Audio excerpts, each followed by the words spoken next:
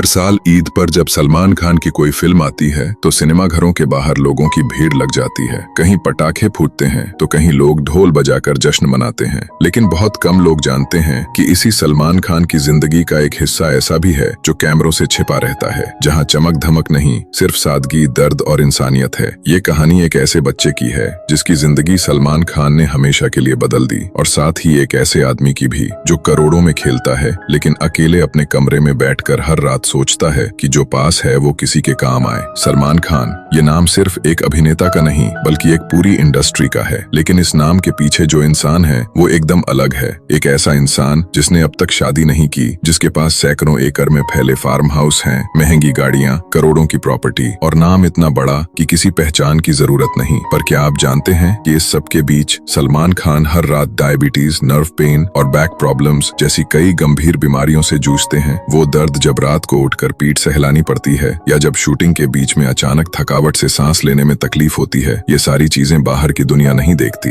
एक बार सलमान ने खुद कहा था, मेरे पास सब कुछ है लेकिन शायद कोई ऐसा नहीं जिसके साथ मैं सब कुछ बांट सकूं, इसलिए मैं कोशिश करता हूं कि मेरी दौलत किसी के काम आए। ये बात 2016 की है जब सलमान खान राजस्थान में सुल्तान फिल्म की शूटिंग कर रहे थे। गर्मी इतनी थी कि रेत भी हाथ में ली जाए तो जल जाए। एक दिन शूटिंग से लौटते वक्त सलमान की गाड़ी एक छोटे से गांव के पास रुकी। वो प्यासे थे और पास ही एक चाय की टपरी दिखी। वहाँ एक छोटा लड़का चाय बना रहा था। उम्र करीब 10 साल होगी, हाथ पैर धूल से भरे हुए, बाल उलझे हुए और चेहरे पर थकावट। लेकिन जब सलमान की गाड़ी से कोई उतरा तो उसने दौड़कर चाय बना दी और मुस्कुराकर सलमान को दी। सलमान ने पूछा, बेटा स्कूल नहीं जाते? लड़का थोड़ी देर चुप रहा, फिर धीरे से बोला, पापा चले गए, माँ बीमार है, स्कूल का खर्च नहीं उठा सकते, चाय बनाकर घर चलता हूँ। सलमान कुछ नहीं बोले, बस चुपचाप उसके हाथ से चाय ली और गाड़ी में बैठते ही अपने मैनेजर से कहा, इस बच्चे की जिंदगी बदलनी है, कोई मीडिया को मत बताना, मैं इसकी पढ़ाई की जिम्मेदारी लेता हूँ। जब तक ये कॉलेज से बाहर नहीं आ जाता हर साल इसकी फीस मैं भरूंगा। उस बच्चे का नाम था आरव। उसी साल उसे पास के एक अच्छे इंग्लिश मीडियम स्कूल में दाखिला दिलवाया गया। सलमान की टीम ने उसकी किताबें, यूनिफॉर्म, जूते सब कुछ खरीदा, यहाँ तक कि उसकी माँ के इलाज के लिए भी हर महीने एक छोटी रकम घर पहुँचाई जाती रही। आरव ने भी उस भरोसे को कभी टूटने नहीं दिया, पढ़ाई में अच्छा करता गया और हर साल क्लास में टॉप करता रहा। ये तो बस एक कहानी थी, लेकिन सलमान ऐसे हजारों बच्चों की जिंदगी में चुपचाप मदद पहुंचाते हैं। उन्होंने बीइंग ह्यूमन फाउंडेशन के जरिए अब तक हजारों लोगों का इलाज करवाया है,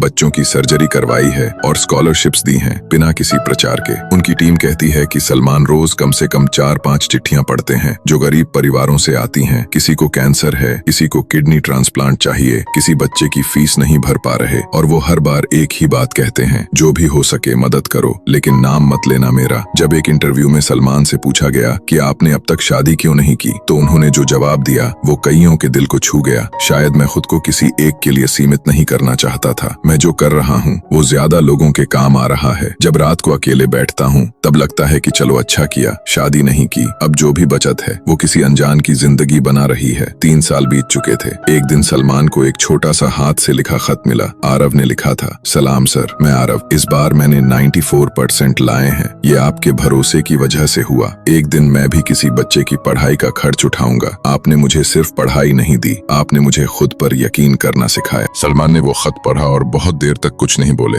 फिर वो चुपचाप उठे और वो खत अपने वॉलेट में रख लिया जहां आज भी रखा है। सलमान खान अब उम्र के उस पड़ाव पर हैं जहां शरीर जवाब देने लगता है। उनकी एक पुरानी बीमारी ट्राइजेमिनल न्यूरैल्जिया आज भी उन्हें अचानक भयंकर चेहरे का दर्द देती है। डायबिटीज और ब्लड प्रेशर उनके जीवन का हिस्सा बन चुके हैं। लेकिन जब भी कोई बच्चा उनका भेजा हुआ स्कूल बैग लेकर क्लास में बैठता है या किसी लड़की की शादी सलमान की मदद से होती है तो उन्हें दर्द का एहसास नहीं होता। अब आरव 18 साल का हो चुका है। उसने IIT JEE की परीक्षा दी है और उसका सपना है कि वो एक दिन गरीब बच्चों के लिए एक स्कूल खोले। वो अक्सर कहता है, अगर एक आदमी मेरी जिंदगी बदल सकता है तो मैं क्यों नहीं किसी और की बदलूं।